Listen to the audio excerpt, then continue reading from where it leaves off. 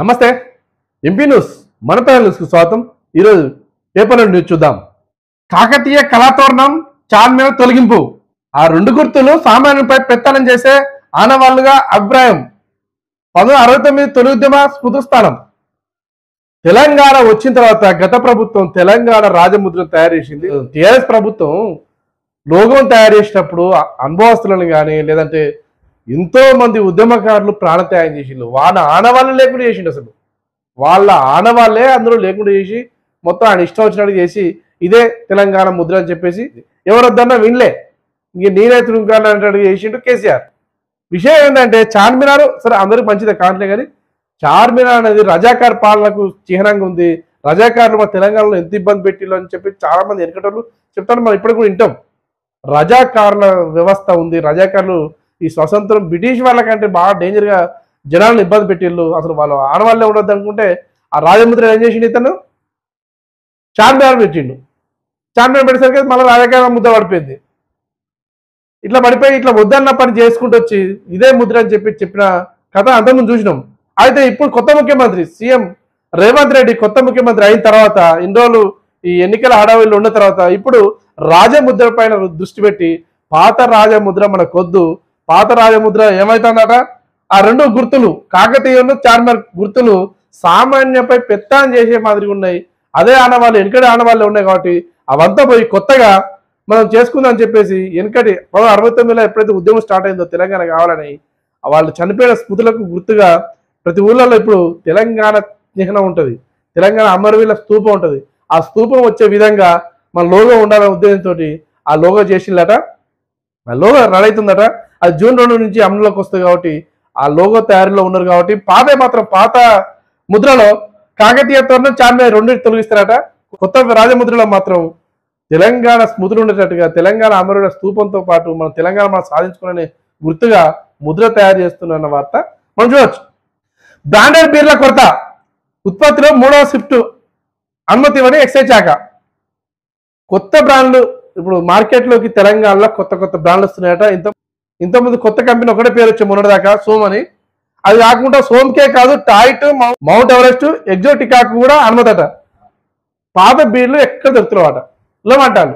Kingfisher బీరే అంటే లేవంటాను, లేదా cafe flight అంటే లేదంటాను, నాకౌట్ బీరే అంటే లేదంటారు. ఏదైనా కూడా కస్టమర్కి కావాల్సిన బీరు లేదంటారట. ఇప్పుడు కొత్త బ్రాండ్లు వస్తున్నాయట. కొత్త బ్రాండ్లకు పర్మిషన్ ఇస్తానట గవర్నమెంట్ 3-4 కంపెనీలకు. ఆ బ్రాండ్లే రాబోయే కాలంలో కొత్త బ్రాండ్లతోటి బీర్లు వస్తున్న వార్త మనం చూడవచ్చు. ఢిల్లీలో 52.9 డిగ్రీలు ఎండలు మాత్రం ఆల్రెడీ జూన్ దగ్గరికి వస్తుంది. ఇప్పుడు రోణి కార్తె నడుస్తుంది కాబట్టి రోణి ప్రథమం అయితే బాగా చూపిస్తుంది. రోణి ప్రథమంలో ఎప్పుడైనా కూడా గత 10 సంవత్సరాలు తీసుకున్న రికార్డు తీసుకున్నా కూడా ఎప్పుడైనా కూడా 40 నుంచి 45 లేదా 46 లాస్ట్ ఉండేది. ఢిల్లీలో మాత్రం దాదాపు 53 డిగ్రీల ఉష్ణోగ్రత ఉన్నట్టుగా మనకు తెలుస్తుంది. 53 ఉష్ణోగ్రత అంటే దాదాపుగా ఏజ్ అయిపోయిన వాళ్ళు వృద్ధులు ఆ దాహరికే చనిపోయేంత వేడి అన్నట్టు లెక్క. దాన్ని తట్టుకోలేక ఢిల్లీలో ఏం చేస్తారట, తుంపర్లు రోడ్డెమ్మటి వర్షం వచ్చినట్టుగా తుంపర్లు పెట్టి ఇంతకుముందు దోమలకైతే ఏ విధంగా మనం దోమల మందు కొడుతున్నాం గ్రామ పంచాయతీలు, అదేవిధంగా అక్కడ మున్సిపాలిటీ మొత్తం తుంపర్లు రోడ్డు మీద తుంపర్లు కొడుతుంటే చిన్నపిల్లలు ఆ తుంపర్లలో ఆనందిస్తున్నట్టుగా మనకు వార్త చూడండి. ఇక్కడ అసలు ఢిల్లీలే కాదు ఇక్కడ ప్రతి రాష్ట్రంలో చూసుకున్నా కూడా ఈ 1 వీక్ నుంచి మాత్రం ఎండలు మాత్రం దంచి కొడుతున్నాయి. పత్తి విత్తనాలు కొడితే లేదు తుమ్మల నాగేశ్వరరావు అంటాడు. పత్తి విత్తనాలు చాలా మంది దొరుకుతాయి అని చెప్పి బ్లాక్లో కొంటారు. ఏది నకిలీ విత్తనాలు. నకిలీ విత్తనాలు అసలే కొనొద్దు. పత్తి విత్తనాలు ఎంత సాగు మన తెలంగాణకు ఎంత సాగు అవసరం అనేది ప్రతి సంవత్సరం ఒక అంచనా ఉంటుంది. ఆ అంచనా మాదిగానే పత్తి విత్తనాలు ఫుల్గా ఉన్నాయి. అంటే పత్తి విత్తనాలకు ఎటువంటి కొరత లేదు. తొందరపడి బ్లాక్లో కొనుక్కోవడం లేవని చెప్పేసి వాళ్ళు బ్లాక్ చేయడానికి పత్తి విత్తనాలు లేవంటే మీరు బాధపడి ఆ బ్లాక్లో కొనడం లేకపోతే నకిలీ విత్తనాలు కొనడం చేయొద్దు. పత్తి విత్తనాలు పుష్కలంగా ఉన్నాయన్న వార్త మనం చూడవచ్చు. ఓటమి భయంతో బీఆర్ఎస్కు 50 సీట్లు కూడా రావనే సర్వేలో వెల్లడి. ఎవరంటారు, రాధాకిషన్ రావు అంటాడు. పోలీస్ కస్టడీలో ఉన్న రాధాకిషన్ రావు ఇంతకుముందు ఆయన IAS IPS క్యాడర్ అయినది. ఆయనకి రోగం కానీ కేసీఆర్ చెప్తే చేసింది ఇవన్నీ. నేను వాళ్ళు చెప్తే చేసిన వాళ్ళు ఓడిపోతారని ఉద్దేశంతో మా మీద ప్రెషర్ పెట్టి మీరు అజ్జేయాలి ఇజ్జేయాలి అని చెప్తేనే నేను చేసిన తప్ప నాకు ఎటువంటి అది లేదు, మాకే అవసరం, మాకు ఎట్లా ఉద్యోగం ఉందని చెప్పిన వార్త. ఆయన ఎవరు కిషన్ రావు అంటాడు. దొరికిన దొంగనట్టు ఇప్పుడు దొరికితే దొంగనట్టు ఎవరైనా కూడా ఎవరో చెప్తే దొంగదని నువ్వు చేస్తావు చేయొద్దు కదా.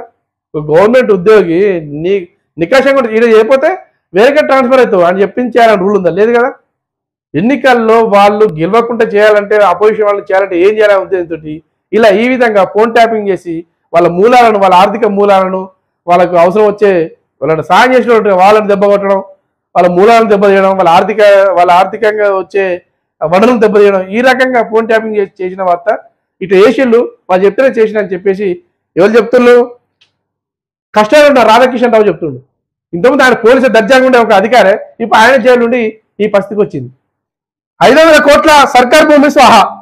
రంగారెడ్డి జిల్లా అంటే పట్టణ శివారులో రంగారెడ్డి జిల్లాలో 1000 కోట్ల భూమి, 500 కోట్ల భూమి ఒక రాజకీయ నాయకుడు ధరణి అడ్డు పెట్టుకుని, ధరణిలో గవర్నమెంట్ భూమి అని చెప్పేసి టీఆర్ఎస్ గవర్నమెంట్ జరిగిన ముచ్చటది. టీఆర్ఎస్ గవర్నమెంట్ ఇంతకుముందు ధరణి వాళ్ళ చేతిలో ఉంది కాబట్టి ధరణిలో గవర్నమెంట్ భూమి అని రాసిందట. చాలా మంది గవర్నమెంట్ భూమి ఏం చేస్తారు? ఎవరు ముట్టుకోవాలి.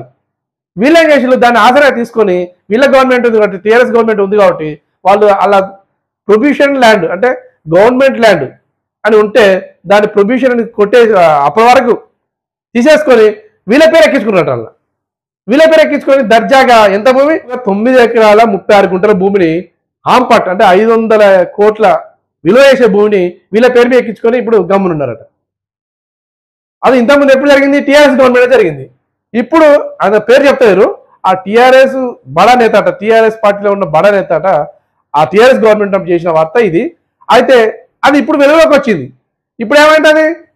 ఆ టీఆర్ఎస్ లో ఉన్న వ్యక్తే ఇప్పుడు కాంగ్రెస్కి వచ్చిండు. ఎట్లా కాంగ్రెస్ ప్రభుత్వం ఉంది కావచ్చు, ఈ కాంగ్రెస్ ప్రభుత్వం నన్ను ఎవరేం చేయలేరు, ఇక్కడ కూడా నాదే అర్థం అని చెప్పేసి అనుకున్నారు. ఇది గవర్నమెంట్ తెలిసింది, సీఎం రేవంత్ రెడ్డి తెలిసింది.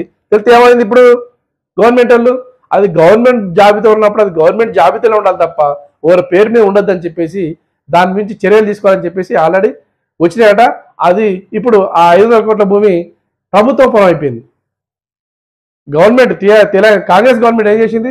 అతని పేరు మీద ఉండొద్దు, అతను మన పార్టీకి వచ్చినా పర్లేదు, మన పార్టీకి వచ్చినంత మాత్రాన దొంగతనం చేస్తే దొంగ అనాలి తప్ప మళ్ళీ ఏదో మనం అది చేస్తే బాగుండదని చెప్పి ఉద్దేశంతో సీఎం రేవంత్ ప్రభుత్వం ఏం చేసింది?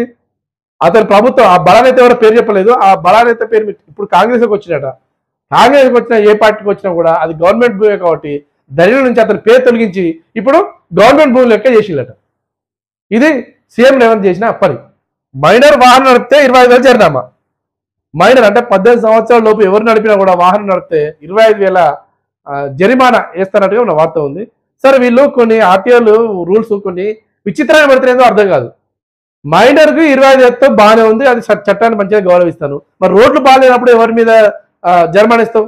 దానికి సమానం చెప్పి దీన్ని చెప్పాలి. ఫస్ట్ ఒకదాని ఒక రూపాయి బిల్లు తీసుకున్నావు, ఒకదానికి వెనక బొమ్మ బొరుసు ఉంటుంది. ఒక బొమ్మ దిక్క మాట్లాడి బొరుసు దిక్కు మాట్లాడకపోతే ఎట్లా? ఒక రూపాయి బిల్లు ఉన్నప్పుడు 2 దిక్కులు మాట్లాడినప్పుడు నువ్వు మాట్లాడలేక, నువ్వు చట్టాన్ని విలువ ఇచ్చినట్టు లెక్క.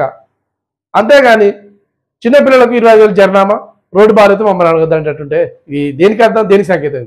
ఇట్లాంటి చట్టాలు అసలు మార్చాలి. కొన్ని జనాలకు అవసరం వచ్చే చట్టాలు ఉండదు తప్ప జనాలకు అవసరం లేని చట్టాలు ఉంటే ఎంత లేకుంటే ఎంత. జనాల కోసమే చట్టాలు తయారు చేసి జనాల కోసమే ప్రభుత్వాలు ఉన్నాయి కాబట్టి జనాల కోసం పనిచేయాలి. రోడ్లు బాగాలేకపోతే రోడ్లు బాగు చేసే సిస్టమ్ రావాలి. రోడ్లు బాగు చేయకపోతే ఎవరి మీద కాంట్రాక్టర్ మీద జరిమానా ఎత్తావు, ఎవరి మీద జరిమానా ఎత్తా అనేది ఒక చట్టం తేవాలి. అప్పుడే వాళ్ళకి భయం ఉంటుంది, మంచిగా రోడ్లు ఎత్తారు. కాంగ్రెస్తో బంధం శాశ్వతం కాదు, బీజేపీ ఓడమే మా ప్రస్తుత లక్ష్యం కేజ్రీవాల్ అంటాడు. కేజ్రీవాల్ ఇండియా కూటమిలో చేరి కాంగ్రెస్తో పొత్తుండి ఆల్రెడీ లోక్సభ ఎన్నికలకు పొత్తులో భాగంగానే ఆల్రెడీ లోక్సభ ఎన్నికలు నడుతుంది. అయితే ఈ పొత్తు అనేది మా శాశ్వతం కాదు, ఓన్లీ మేము బీజేపీ ఓడగొట్టాల ఉద్దేశంతోనే వీటితో పొత్తు కలుపుకుని తప్ప ప్రస్తుతమే తప్ప ఇది శాశ్వతం కాదు అని చెప్పిన వార్త మనం చూడొచ్చు. ఇవి ఈరోజు వార్తలు.